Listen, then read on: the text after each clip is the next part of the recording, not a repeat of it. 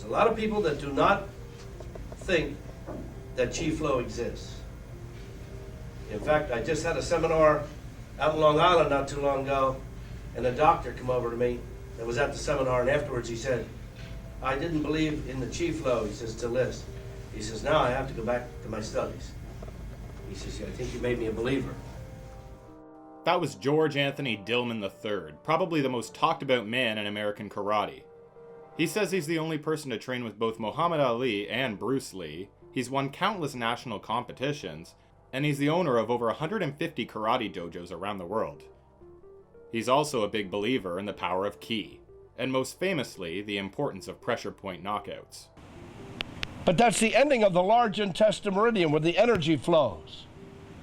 When you touch his arm on large intestine, the fight is over immediately.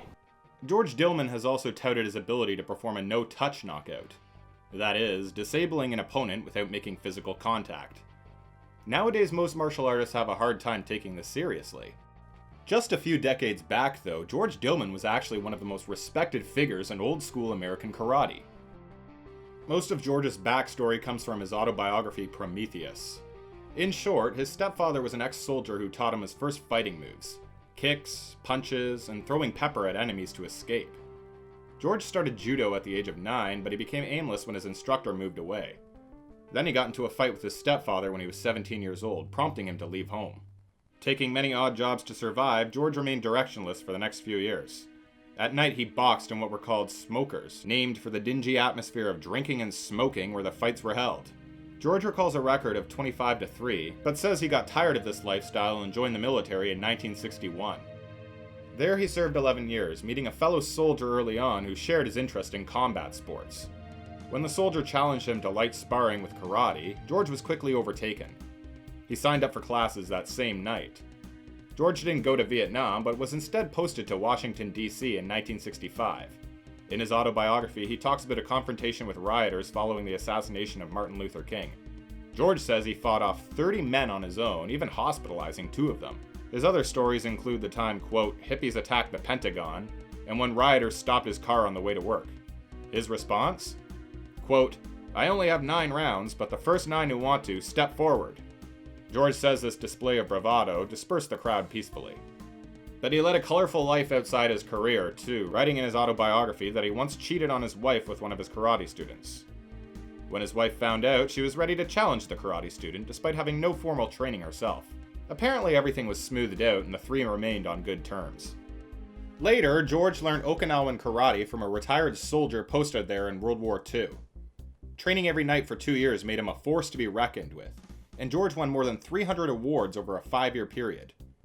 George's notoriety expanded, and soon he was rubbing elbows with famous athletes like Muhammad Ali. He opened a dojo in Pennsylvania in the late 60s, leaving the military to focus on it 4 years later.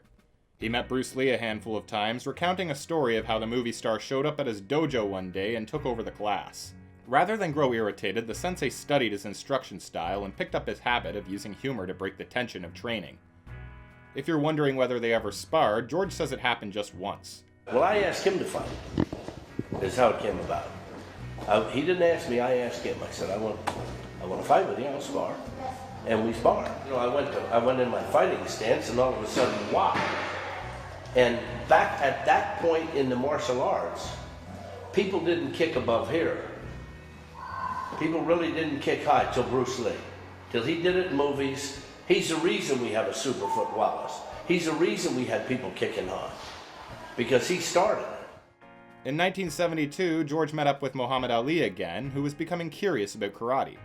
To demonstrate, the two had a friendly sparring match. George evaded Ali's left jab and countered with a light roundhouse kick to the groin, convincing the people's champion to take up karate.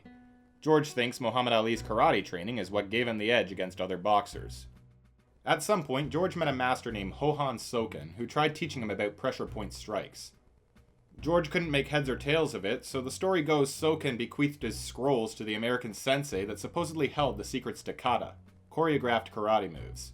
George believed that Japanese masters had guarded these secrets from Westerners, and that the time had come to bring karate back to its full potential. He certainly was in a position to make this happen. By 1982, George Dillman was the best-known sensei in America, with Official Karate magazine calling him, quote, one of the winningest competitors karate has ever known. He began promoting a popular line of video cassettes demonstrating his work, and his seminars continued selling out around the country. In 1983, George attended a class by Seiyu Oyada in Kansas City, where he was shown once more the effectiveness of pressure point strikes. These techniques were developed by the Japanese master into a style called Ryokyo Kempo, which George was immediately attracted to. George now emphasized the importance of hitting pressure points akin to those used in Chinese acupuncture.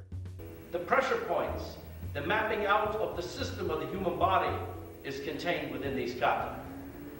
If you have any of my other videotapes, and I have over a dozen now on just pressure point attacking, you will see the kata maps out the angle and direction to attack nerves in the human body, to attack the weak spots, the pressure points, the acupressure points. The kata will map that out. Tying his techniques together was George's belief in Ki, a pseudoscientific energy field that surrounds all matter. Now, I stop your energy. That's what the pressure point attacking is about. My stopping your energy. But even though outsiders may have been baffled, his followers found his arguments pretty convincing. After all, who would argue with such a distinguished black belt? George Dillman was soon asked to teach law enforcement officers his strategies, and he continued promoting pressure points as the most effective area to strike in a confrontation. New York City, Chicago, the whole Chicago area are using a lot of my concepts. And I try to take the police maneuvers or the self-defense techniques they do and make them easier. So there is less harm to the person that they are arresting, because that's most important, and then less chance of harm for the policeman.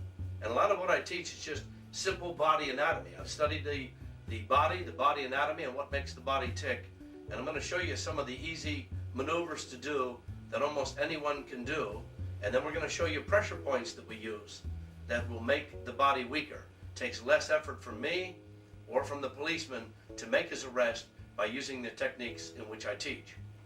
George boasted that with the power of Ki, a 7-year-old child could knock out a much bigger opponent without even laying a hand on them. George advertised this as Dim Mak, the touch of death.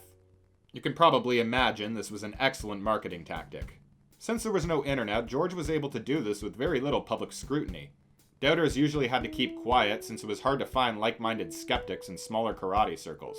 And it didn't help that Hollywood had been working overtime to exoticize the martial arts, making them seem like superpowers. George continued giving demonstrations of his no-contact techniques at seminars around the world, always using one of his compliant students to sell the audiences on his legitimacy. The rise of the internet in the early 1990s gave him an exciting new frontier for advertising. Unfortunately, this was a double-edged sword for George. He was now under the magnifying glass of martial artists worldwide. At the same time, traditional martial arts were being scrutinized for their effectiveness compared to modern styles. The first UFC in 1993 marked an important change. Fighters faced off in no-holds-barred competitions that put their styles to the ultimate test. It was soon clear that karate may not be the most useful martial art in such a competition. But George kept pushing the importance of pressure point hits as the best way to disable an enemy. There are 500 acupressure points in the body or acupuncture points that an acupuncturist can put needles. Well, when they put the needle this way, that might heal or soothe. But when I come in the other way, it causes damage, it causes pain.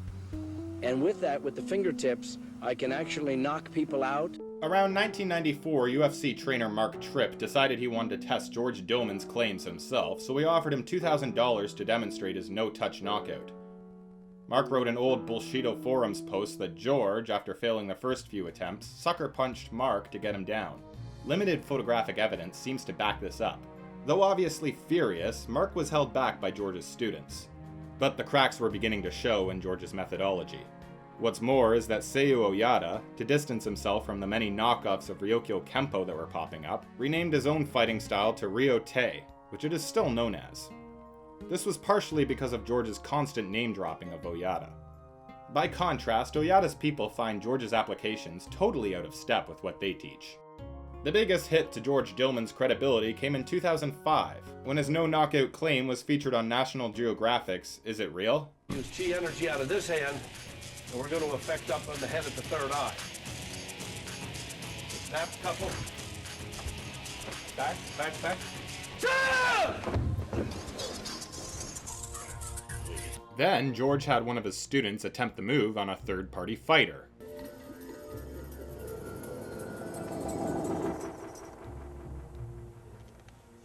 It didn't work. Of course, when his student failed to knock out the opposing fighter, he was ready with an excuse. The skeptic was a totally non-believer. Plus, I don't know if I should say that on film, but if the guy had his tongue in the wrong position of the mouth, that can also nullify it. Yeah, you can nullify it. You can nullify a lot of things done to you. In fact, you can nullify it if you raise those two big toes. The clip went viral and is now forever linked with George Dillman's name and fighting style. Even though this was embarrassing, George continued operating his karate empire. He still travels around the world to both his many dojos and countless seminars, and he doesn't let the accusations of fraud sway him from his belief in the no-touch knockout. George's books and DVDs still command an impressive market too, and his following is quick to defend his methods in spite of the evidence against no-contact knockouts. There's no doubt that applying pressure to the right nerve clusters is extremely painful, but critics continue to question the efficiency of using this in a real fight. With that said, the jury is still out on whether or not George Dillman is a legitimate martial artist. Some believe he's for real, others say he's completely fraudulent, and there are some who think it's a combination of the two. It's difficult to know for sure because martial arts were once so wildly disorganized across America. Although George's recollection of the old days sometimes sounds outlandish, he has plenty of evidence that both proves his talent and the recognition he received for it. In any case, George's affable and jolly nature, compared to the self-styled badasses who are usually popular, makes him an anomaly not just among the old karate buffs, but among all martial artists. Pressure points can be dangerous. I've flatlined several people.